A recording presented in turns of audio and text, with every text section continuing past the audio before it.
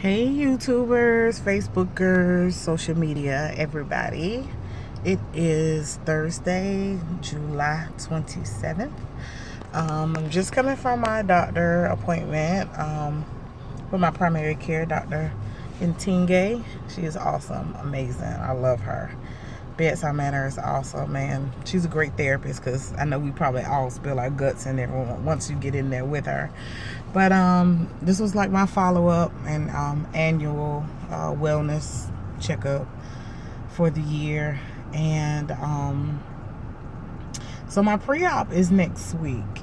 It's on the 1st, August 1st, with Dr. Blaney, my surgeon. And I start my liquid diet on the 31st.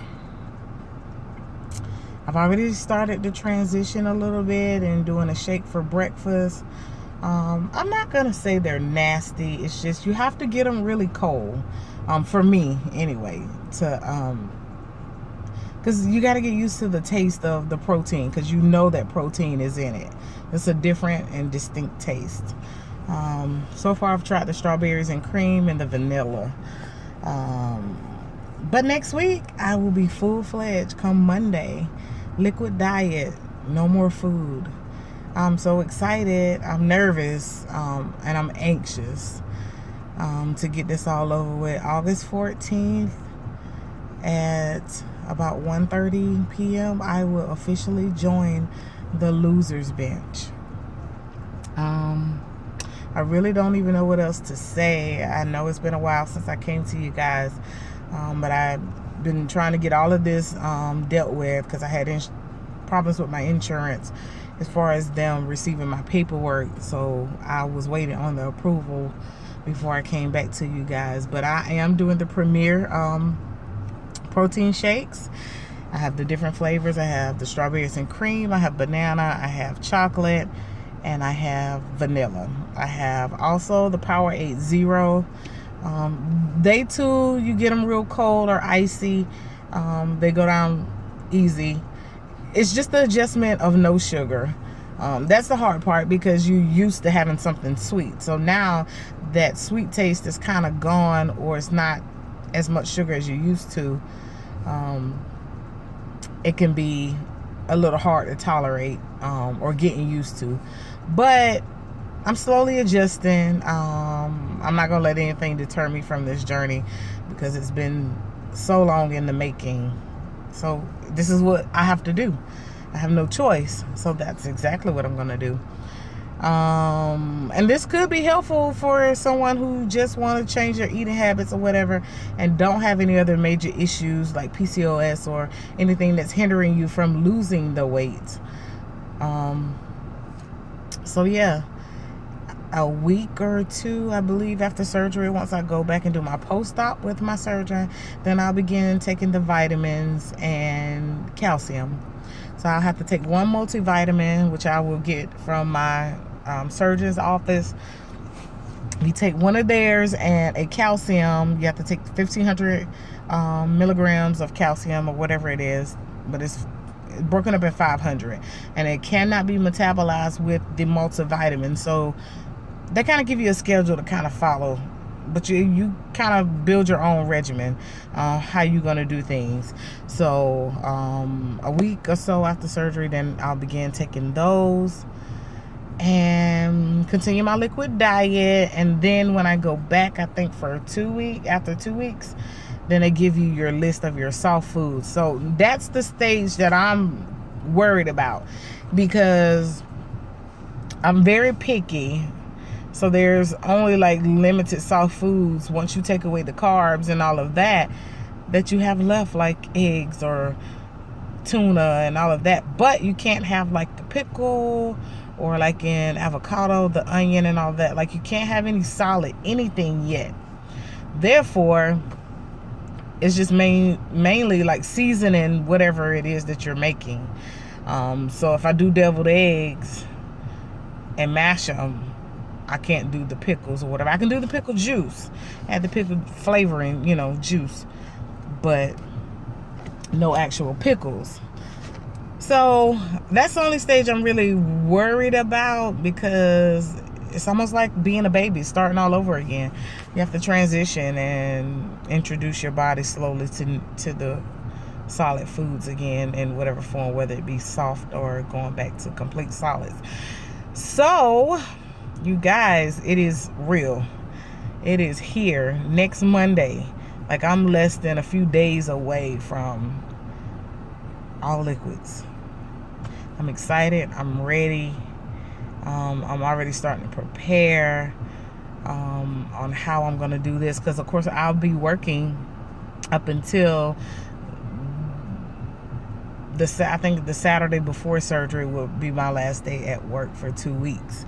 So my main concern, again, besides the soft foods, in addition to that, would be how I operate at work, because now I'm in fluids, just liquids, and I'm gonna have to try to maintain that throughout the day, because I'm constantly on the floor. I have to monitor my patients every 30 minutes.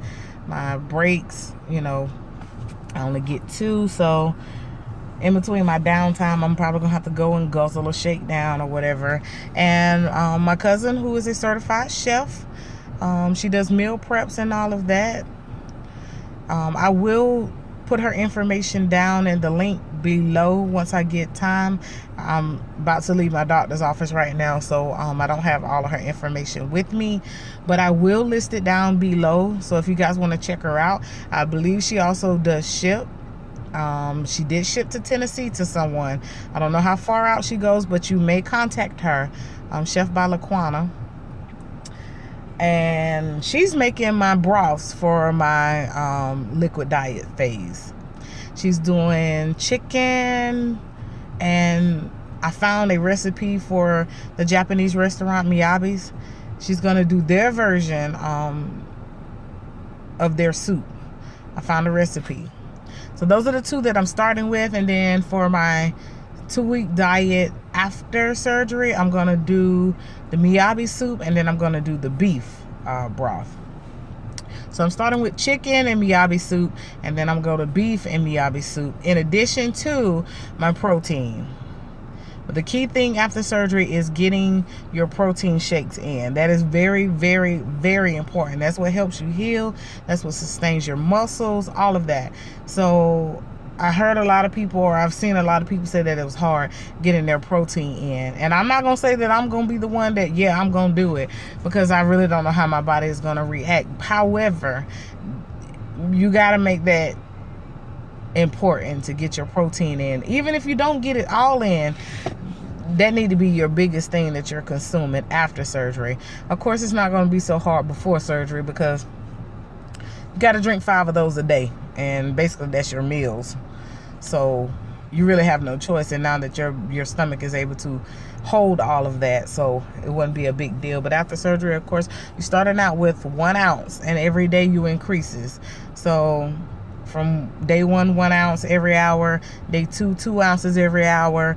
Day 3, 3 ounces every hour, so forth, until you're able to tolerate a substantial amount to sustain you. And then once you go to your soft foods and your solids, you should be able to eat a half a cup to a full cup of food per sitting when you begin back. So I'm trying to think what else I wanted to share with you guys. I have my notebook at home, so I don't have all that information. Basically, you have different types of shakes that you could do. With the Premier shakes are like the most common. You have the Atkins Blue Top. You have some protein powders that you can mix up. A lot of the stuff that I've seen or heard of was offered at my doctor's office, where you can actually buy from them. But I think they do have a website. If you guys would like the information, I'll probably just drop it down in the description box below, along with my cousin's information for meal prep. So for those of you who just want somebody to meal prep for you because you don't have the time, she's awesome. A lot of people order from her, and she does even like little lunches on Fridays and Saturdays for someone who need lunch or whatever. You have to order in advance, but I'll drop her information below for that. as well as the shakes and powders and stuff that we were recommended to drink or use. Also on the liquid diet, you do broths. In addition to the 5 shakes, you do the broths. You have to drink 8 other liquids: Powerade Zero, water, broth, sugar-free Jello, sugar-free popsicles. Those are like the main ones that popped off of my head. I think there's a few more on the list. In addition to the 5 protein shakes, you got to drink 8 other liquids throughout the day. I don't think it's limited to that, but 5 and 8 are your 2 numbers that you need to consume. So it's becoming real and a reality to me now. I don't know. I can't really say that I'm nervous. I think I'm really anxious because I'm so close, yet so far from the standpoint of I still got at least 2.5 weeks, or a little under 2.5 weeks before this actually transpires and takes place. But I did want to jump on and catch up with you guys. I promise. When I get home, I'm going to drop that information down below.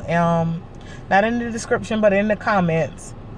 Because I don't have that information with me and I'm still out and about. But I wanted to be able to jump on and catch up with you guys really quick while I had some downtime. I do work Friday and Saturday. Of course, I got church on Sunday, back to work on Monday, and still waiting on my August schedule, so I'm really not sure how the next few weeks are going to be. But I will try definitely my best, maybe on my lunch break or breakfast break at work, even if it's only like 5 minutes or so. I'll try to get on with you guys and let you guys see how my liquid diet is going. I heard day 2 and 3 were like the hardest because you're going through the carb withdrawals, and so your body is like red and all of that stuff, which I'm excited about because I mean it's like a cleanser. Like your body really does need it. So yeah, I will definitely try my best to vlog every day during my liquid diet. That's 14 straight days. And then the day of surgery, I will jump on you guys before they take me down or before they sedate me, semi-sedate me. And I may even go live on Facebook for just a hot second. So you guys watch out for that. Thank you for coming along for my journey. Thanks to everyone who has been encouraging and pushing me through this process. You have no idea what it means. Everybody needs support when they make a major decision in their life, and this is huge. This is surgery, and this is life-changing, and I'm ready. I'm ready. I can't say that enough. So I will send that information as soon as I get home. You guys have a blessed day. It's beautiful outside. It's a little warm, not too bad.